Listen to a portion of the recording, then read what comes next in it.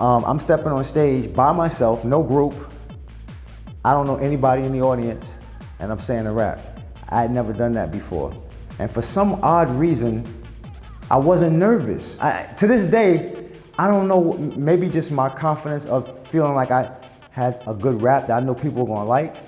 But it's weird to me for that to be my first time on stage in front of strangers and to say this rap with confidence, with no fear. It's always wondered about that. Like, was it meant to be?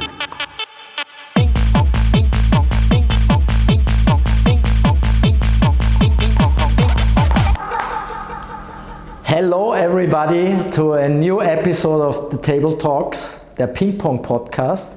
You might wonder why I speak English today, but we have a very international guest today. More about him a little bit later.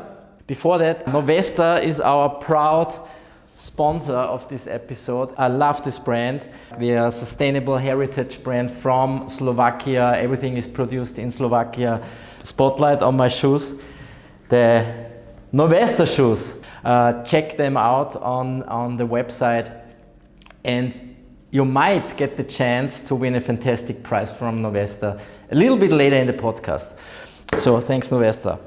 So now let's come to my great guest. He is a legend in his trade.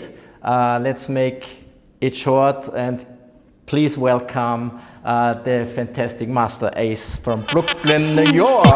Let's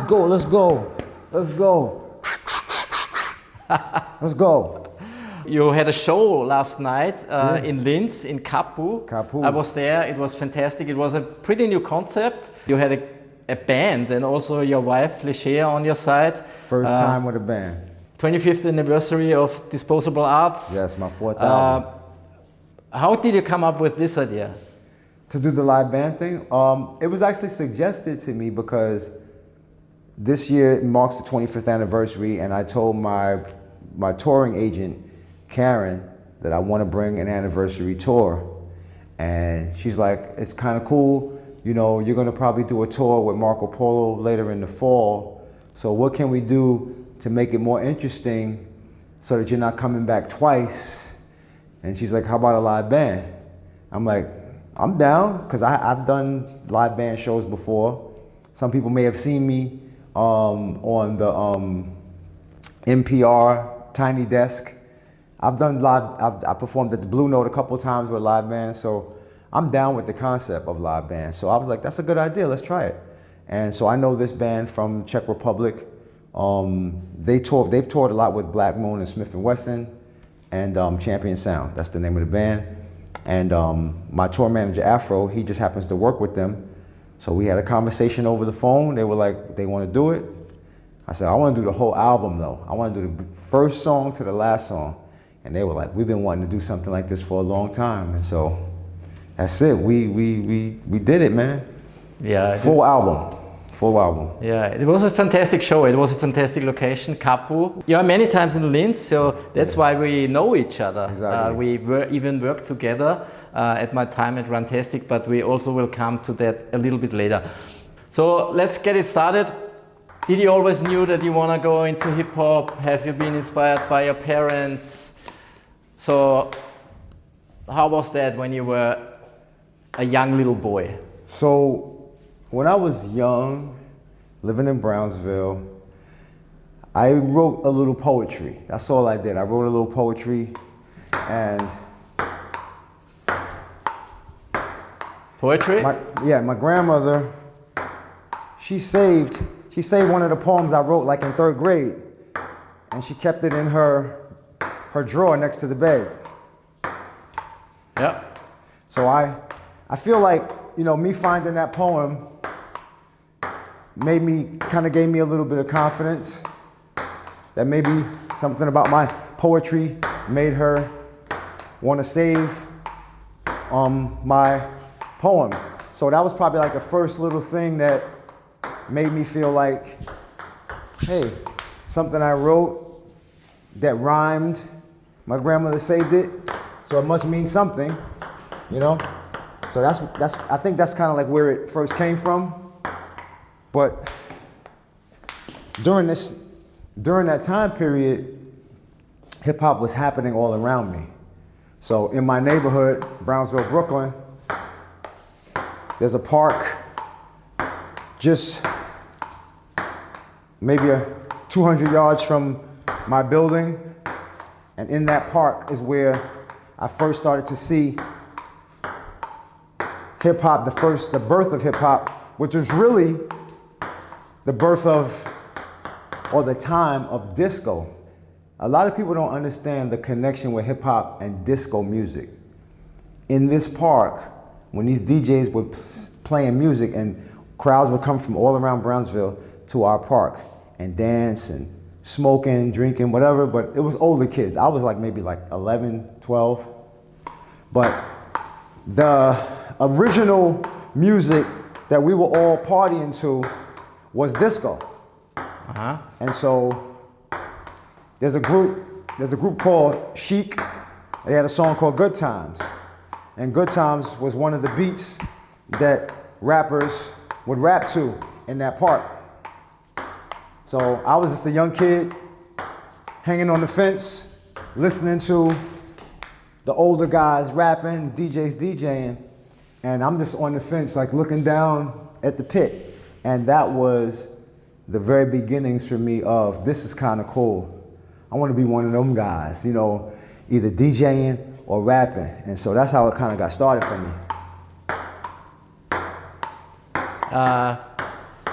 What did your parents say? Did you like your It your was, dream? I mean, at that age, I had to be in the house pretty early. I couldn't stay out there midnight, you know what I mean? I'm 11 years old, but I would stay until it got a certain time, and then I knew I had to go home. But it was literally it was the same thing as it being a block party. It was really like a block party. People came from all around to hear the DJs play this music, whether it was disco or different breaks. People would be rapping, and older guys was dancing with girls and, trying to take a girl home. It was that was all happening right there in the park. And there was no worry, because my grandmother, she could open her bedroom window and look and see the park. And so I knew we have these what they call street lights. In the summertime, the lamps that light up the park, right? And in the summer, it gets dark way later in the day, right? So it doesn't start getting dark till maybe 7, 8 p.m., maybe 9 p.m. And so it was just understood between me and my grandmother that when that light came on to light the park up, then you go home. it was time to start heading home. But I was always I would look and I would literally see her in the window. I'd be I gotta go, y'all, I gotta go. But that was the early moments for me in that park called Howard Park, seeing that scene of older kids DJing, rapping, girls, guys, partying, hanging out. There'd be guys over here rolling dice, guys over here smoking weed. All that was happening right in my immediate area. I got to see all of it, and it all had an influence on me. It all shaped who I became. That's cool. So when did you then start doing your own music, MCing? So I didn't even start MCing. I started DJing. Ah, okay. Because in those days, the DJ was really the star of the show. He was the feature. He was the guy that everybody came to see do this, to put the different records on. He was the star. So I'm on the fence watching the DJ, and he would put a record on. Whole crowd, oh! So that was the initial, what I saw. And I was like, oh, I want to be that guy. I want to be the guy that put the record on, everybody go crazy. And so we had a little crew of guys my age, and we started a little DJ crew. And kind of in order to get in the crew, you had to bring a piece of equipment. So one guy bought a turntable, another guy brought a mixer. I asked my mother to buy me a turntable, so I brought the second turntable, I became part of the crew. And we would just be in the house making tapes, instrumental tapes, just playing records, recording it, 90-minute, 120-minute tape, press record, and just start DJing. And we would take turns playing different records. And then when I was in 7th grade, one of my classmates, a guy named Michael Moore, I found out that he had the break beats, the actual break beats that I would hear on these tapes floating around New York. I never knew what these records were. We would hear these breaks being played on the radio, but we never knew what these records were. And he's like, oh, I can lend you, I got some of those breaks, I'll lend them to you. And he loaned me my first time ever seeing it was called Super Disco Breaks and Beats, or Beats and Breaks. It had an octopus on the cover with 8 arms, and there was a record in each arm, and that was the cover. But each one of those break records had 8 to 10 different breaks that everybody was playing around New York. We never knew what these records were. It was a compilation of different records by different artists. It probably was bootleg. It probably wasn't even legal, but this became like the thing. So he loaned me 2 volumes. I think it was at that point it was probably like 5 volumes. He loaned me 2 volumes. Took them home to my DJ crew. Look what I got. Oh, that's that record. Oh, let me play that. So we were like arguing over who was gonna DJ first. And I want to cut that up. And that's literally how I got started, DJing. And then as we were making these tapes, the tapes they were all instrumental, but then we started hearing tapes around New York, from the Bronx, Harlem, Queens, where rappers were rapping over these breaks. So I was like, well, we need some rapping in there too. So let me try. So I listened to these raps on these tapes. I would take the rap, and I'm gonna say what he say, but I'm just gonna change a couple of words and put my name in it instead of his name. And so I started kind of like, that's how I started, taking other rappers' raps and putting my name in it, changing a couple of the words to make it cool, just for our tapes. And before you knew it, people were reacting more to me as the rapper, the voice, than they were me as the DJ. And so I was like, okay, well, maybe this is my thing. Maybe this is your thing. Yeah.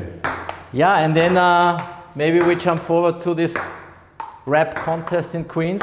So the prize was pretty unique. You got some studio time with Marley Marl. Yes. Which was at that time a legendary hip hop producer. Yeah, and you won. I won 6 hours. 6 hours of studio time at Marley Marl Studio.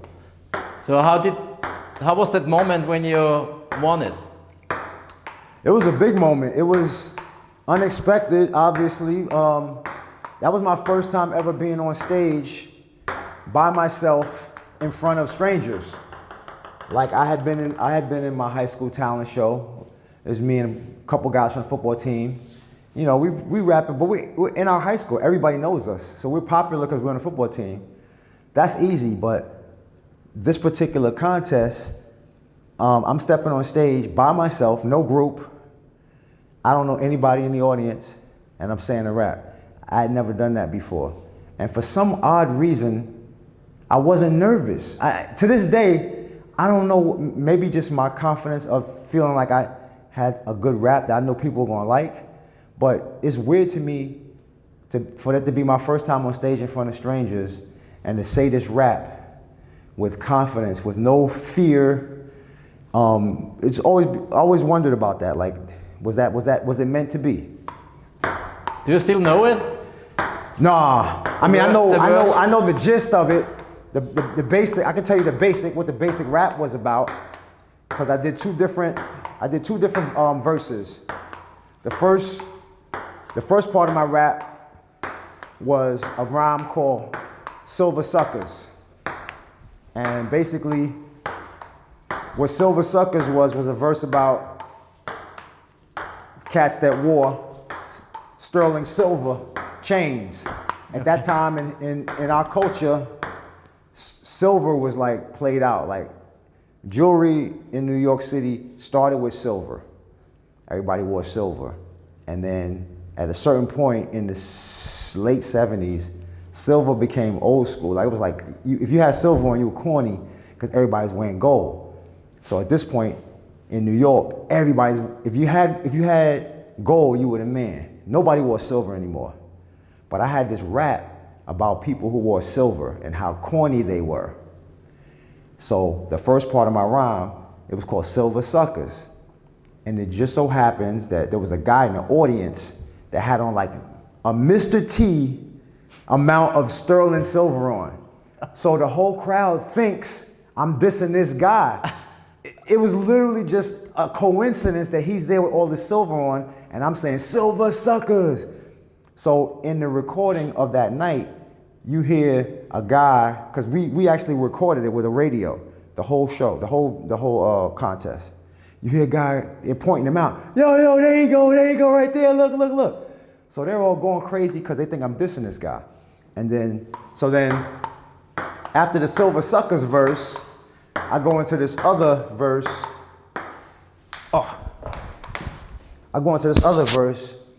Right into this other verse, a rap that's called A Hoe Is a Hoe. And it's about a girl that's promiscuous and, whatever. So it's a story about a girl.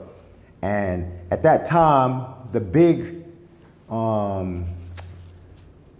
thing around New York City was Slick Rick, Dougie Fresh, Lottie Dottie.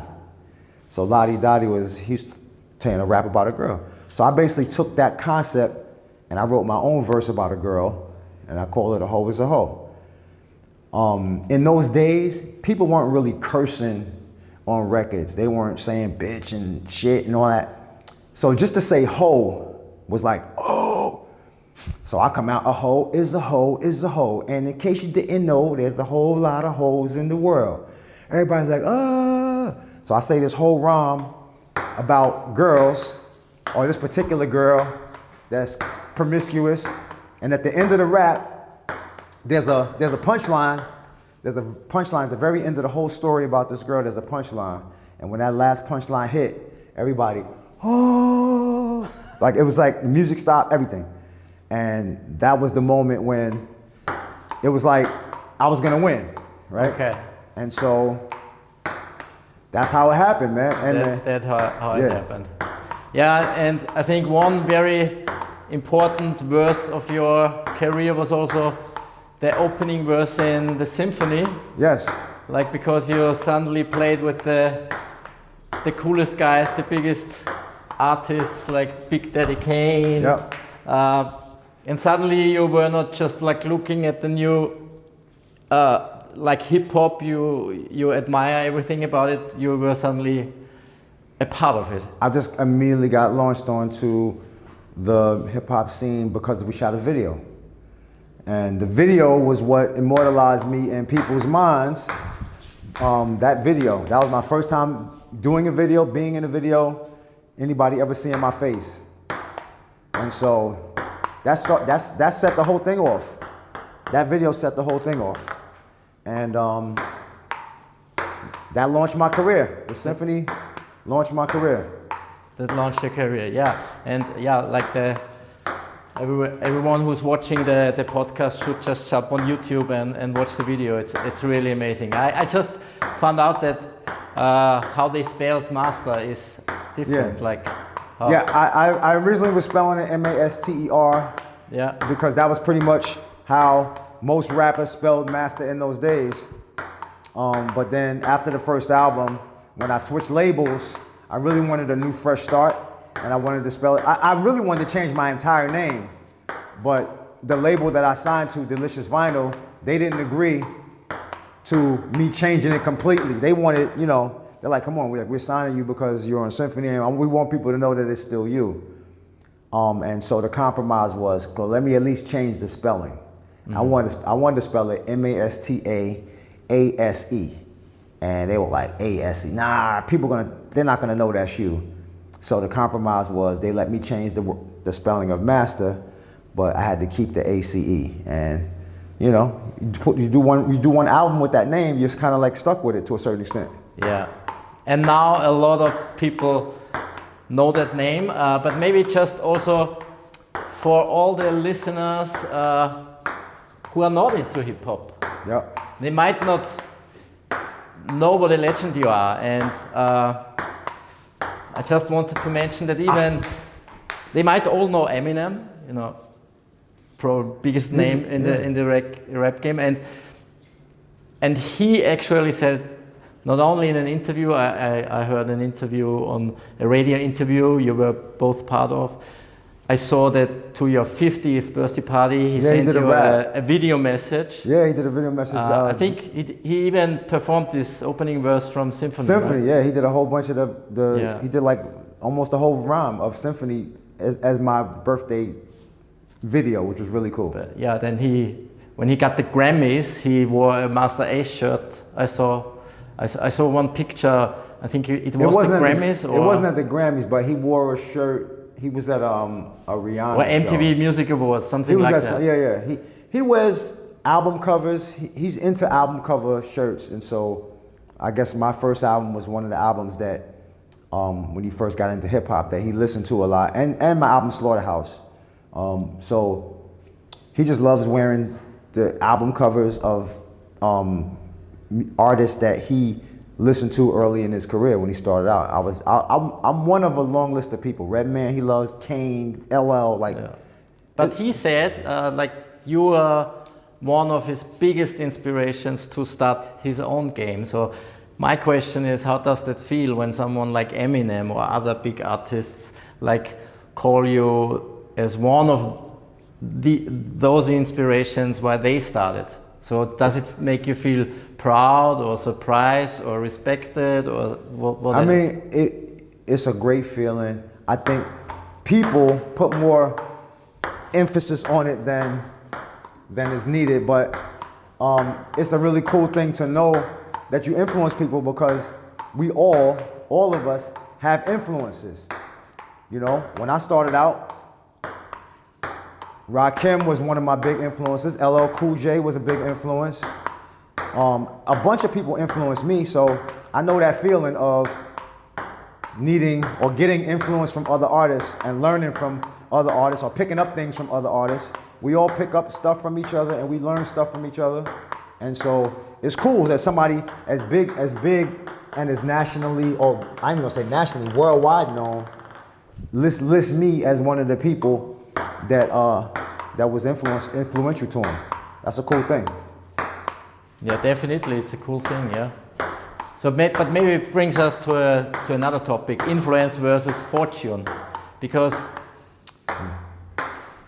you are for sure one of the biggest influences in or you shaped the entire hip hop culture, and many hip hop artists say mention your albums, Long Hot Summer, Falling Season, Disposable Arts as the classics of hip hop. But on the other side, there are those mainstream superstars like Eminem or others who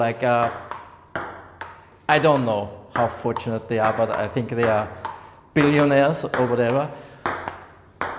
So how does it feel for you that you are like one of those guys everyone looks up to in the entire culture, versus being a superstar which has $1 million mansion in wherever they want? I mean, you know, it's just like, I guess. Or do you have $1 million mansion? I guess it's just like the stock market. It's all about when you get in. Okay. When you get in. If you get in early in the stock market, that's when you can have the most success. You get in late, you don't get as much. I think in hip hop it's the opposite. If you get in too early, you didn't get the fortunes because the fortunes weren't being made yet. You get in late, you're in a better position. If I had come along 12 to 15 years later, me being me, same person, the game would have been shaped in a totally different way. My approach would have been totally different, and maybe the audiences would have been ready for my kind of different delivery of what I was trying to do. So cats like Lupe Fiasco, cats like J. Cole, cats like Kendrick Lamar, they came along later when it was more of an opportunity to be themselves, not be what everybody else was being, and still be accepted by masses of people. So I feel like I paved the way for those type of artists that have their own way of thinking. They go against the grain of what the norm is. And so that's just how I feel like if I come into the game 15 years later, the industry would have been ready for me. I was way too ahead of my time for the type of stuff that I was doing. Albums like Slaughterhouse, that were like, these albums that were going completely against the grain of what was accepted in the industry. People weren't ready for that, and so somebody has to pave the way. So I was one of those guys.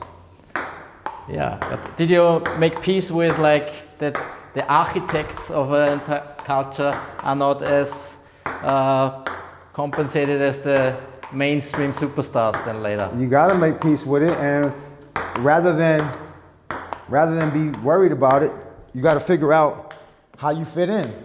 How I fit in, yeah. Where your lane is. How do you still make it a worthwhile thing for you? I've been able to do that, kind of like continuing to put music out, continuing to put albums out, and continuing to grow my fan base. Yeah, that's what you do. You're touring a lot, by the way, also a lot in Europe. So yeah. How is it actually? Do you have more fans in Europe or more fans in the US or same? I mean, I definitely have more support in Europe. I don't know about numbers of fans. Like if you were to like look at the analytics of, my social media, it will probably tell you that there's more people following me in the United States. But in terms of going out to perform and being out there, as a performing artist, I do way more shows overseas than I do in the U.S. And I do bigger shows overseas than I do in the U.S. Typically, if I do a show in Europe, it's going to be 300 to 400 people there. Mm-hmm. Same show in the U.S. might be 150 people. Okay. Yeah, it's great that we see you so often. Also here in Linz. Yeah. I think I've been to Linz 6 times, maybe 5, 6. In Kapu, gotta be at least 5 times. I want to say 6 or 7, but it's definitely 6, 5 to 6 for sure. Because I came here myself twice, and then I came with EMC. I want to say twice maybe. Then I came with Edo G. Mm-hmm. Then I came back out with Marco Polo twice.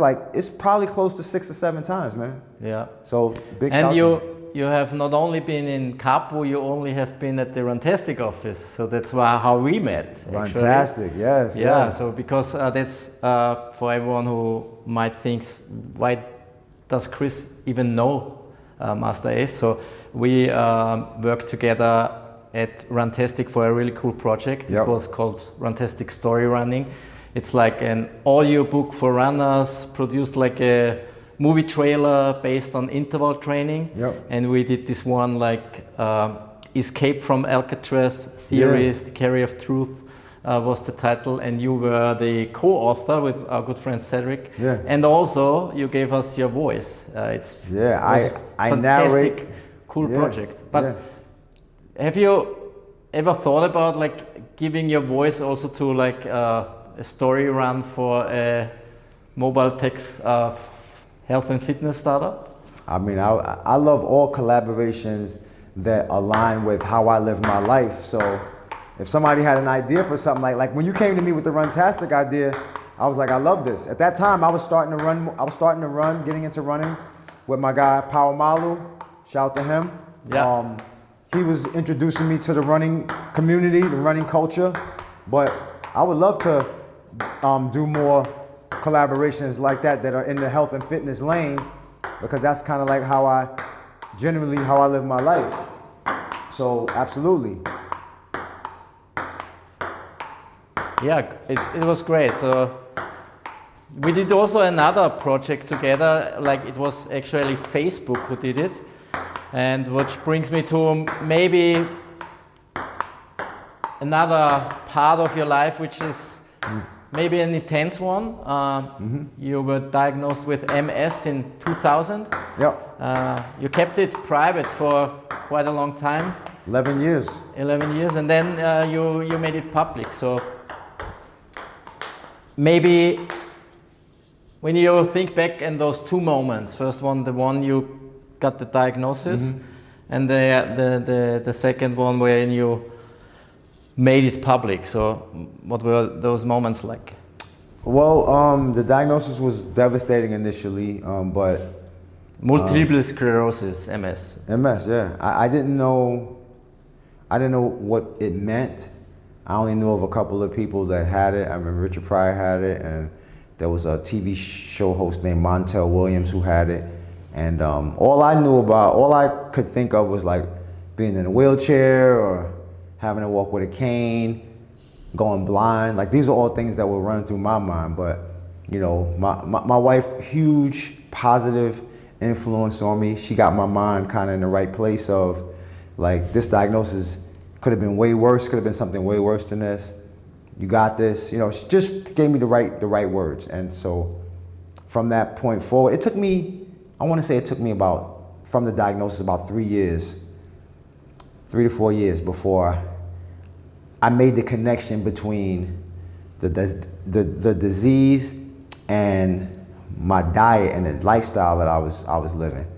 And so probably like around 2003 or so, 2004, I started making changes in my diet and lifestyle because I was convinced that it was the food that I was eating that had created this autoimmune disease. And so from that point, I just started making changes, dramatic changes in the way that I ate, the way that I rested, like all of it, working out more. So all of these things, all of these changes started to come about probably about 3 to 4 years after the diagnosis. I started making these changes, and over time I started to notice that I was feeling stronger, feeling more fit, and so yeah, it all led me down this path to where I am now in terms of my mindset and being. I'm a vegan that eats fish. I eat fish on occasion, but I don't eat any dairy, and I've been following that for 7 years, 8 years, something like that. And it was a gradual thing. Like I would stop eating one thing on my birthday every year. I would make a change or make an adjustment, and so I would use my birthday as the marker. So when people hear veganism or they hear, you know, changing their diet, it sounds scary. It sounds like a big thing, but I've used my birthday as the marker. I'm like, okay, on my birthday this year, I'm gonna stop eating chicken, and I'm gonna go a year to my next birthday and see how I feel after I stop eating chicken. When I get to my next birthday, if I miss it, if I don't feel any different, then I'll go back to eating chicken. So that's what I did for 10 years probably. Every birthday I cut out beef, then I cut out chicken, then I cut out fish, and I was fully vegan for 2 years or 3 years, fully vegan. And then eventually I said, you know what, I'm gonna introduce fish back. On my next birthday, I introduced fish back. And now I'm at a point where, like, I kinda like where I am. I feel really good. Work out in the gym 3 days a week on a good week. On tour it's a little bit more difficult, but yeah, it's been good, man. It's been good. I'm blessed. I started riding a bike. I started cycling. I joined a cycling group out in New Jersey, out where I live. And yeah, I saw some posts. Yeah, Trend 7 Bike Crew. So like collaborations like that, like cycling. Like I started collaborating with this cycling company out in the UK. Yeah. They actually made a couple of jerseys for me, from my Son of Yvonne album. They did a couple of really cool custom jerseys, which may or may not go on sale. We haven't decided yet, but those kind of collaborations are totally what I'm all about. Like lifestyle collaborations that align with me, as an individual. So yeah. Yeah, that's fantastic, and I think like sports, nutrition, like it's inspiring for everyone, not only people with the disease, but I would hope so. Especially for them, I think you're a huge inspiration. And this is so. why we also, can you remember the projects you did with Facebook? This video you did for Facebook then, which was about you as a hip hop icon having MS, and it was highly inspirational for, I think, for everyone who is who has the disease. I'm glad, man. I have a show coming up in London at the Jazz Cafe, and the MS Society in the UK, they've come to my shows at the Jazz Cafe twice since I've been performing there, and they come and they set up a table, they take donations, they give out handouts and stuff like that for people about the disease, and we've collaborated with them on my show in Jazz Cafe quite a few times now. So very cool, man, very cool. Yeah, that's fantastic. Maybe it brings me to my next question, and that's about impact. Yeah. So music has a huge impact on people, but and especially what you did in your career had a huge impact. But how do you actually measure impact? So do you measure it by success or by messages you receive from fans, by stories you hear? So I feel like it's not my job to measure impact. I feel like it's everybody else's job. People who are in the media, the fans. I kind of have reached a point where I'll accept wherever you guys say I belong, I'm cool with it. Because I feel like I've done the work. I feel like the music speaks for itself. I feel like my career and the type of projects that I've put out, I feel like those things speak for themselves. So I don't sit around trying to think about that or worry about that, or are people realizing what I've done or what my impact is. I leave it up to the universe. You guys decide where I fit in all of this, but I know that my work speaks for itself, and that's all I can really say. Yeah, that's beautifully said. So Ace, I think your table tennis skills have highly improved since we played started. The first. I didn't get comfortable. So you're almost ready for the big match. Maybe last question. We now heard a lot of topics from how you grew up in the park in Brooklyn to your success, Mali Mal, Symphony, respected by the biggest ones, challenges like MS. For all the listeners, whether they are here in Linz or in New York or Brooklyn, anywhere, so what were your learnings, or what's your advice on success, on staying true to yourself? What would you like to share at the end of the official interview now? Basically what you just said, being true to who you are. Not feeling like you need to fit into a particular box or follow a particular trend of what everybody else is doing. I've always tried to just be me in my music and in my lifestyle. Just be me, and I think that makes everything much more comfortable for everyone. So just be who you are, be yourself, be authentic to who you are. That's it. Perfect ending. I think thanks a lot for sharing everything you shared today. I'm really so grateful that you're here again in Linz. I hope we will meet again soon. We will. Maybe in Bratislava, because you have a show there soon anyways, which brings me now also to our match, because first of all, there is a fantastic prize I want to present to you. We got an amazing prize from our friends from Novesta. So we play one match, 11 points. If you win, you get those fantastic shoes from Novesta. If I win, we will give it away amongst everyone who's liking, sharing this podcast. I will announce it then on social media. Perfect. I have a cube with 10 sides. I'm gonna roll it. You roll it once, and whatever you get, we start with that. So if you get a 10, we start with 10-0 for you. You only would need 1 point to win. Okay, let's go 10. Let's go. 6? What is that? It's a 5. 5, all right. That's 5. That's a crazy head start. I'll take it. Yeah, you take it? Yeah. 5-0 for you. Good luck, Ace. I will do my best to win the shoes. All right, let's go. Let's do it.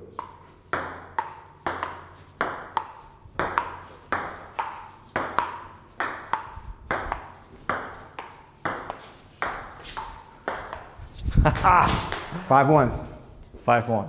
I'm back. Oh, 5-2. Okay.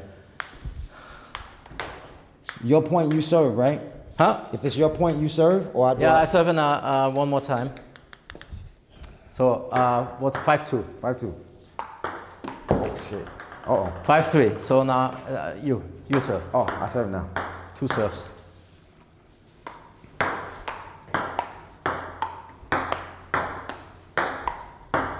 Five, 4.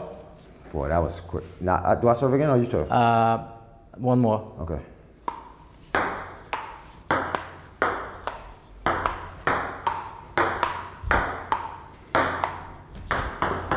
Five all. 5. No, it's we. You still That can was win quick. it.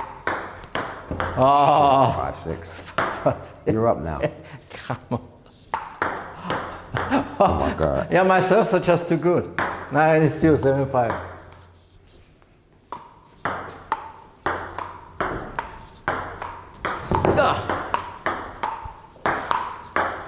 See? Ah, shit. Okay, what was that now? 7-6. 7-6. You have one more. This is my serve? Okay. Yeah.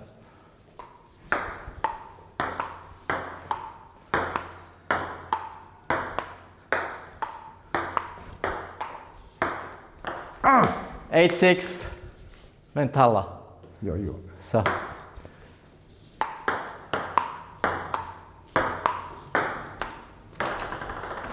Eight, 7.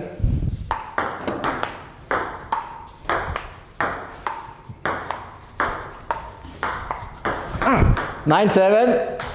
Come on. 2 more. Yours.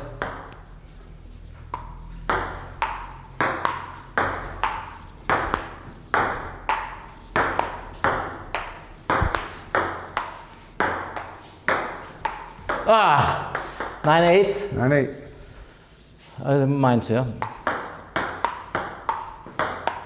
Ah! 10-8, match point, Thala. You. That's my turn.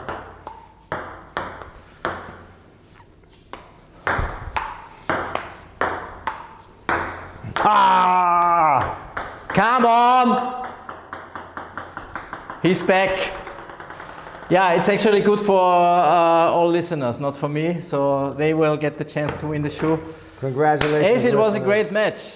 Are you It happy was. with your table tennis skills? Yes, I feel like I got better as we were warming up. The warm-ups helped me. I started getting into a zone, you know. I feel like I could have. The 5 points, I needed that though. You would have crushed me if I didn't have that, but Yeah. you know, I had All a shot. good. You gave me a shot. Yeah. I can't say. Thanks a lot for your time. I know you're busy. You're now going straight to Czech to Prague. To Prague, yeah. Where you have the next show. And yeah, thanks for joining Table Talks. It was Thank you, man. fantastic. See you soon, my friend. Yes, thank you. Man. Take care.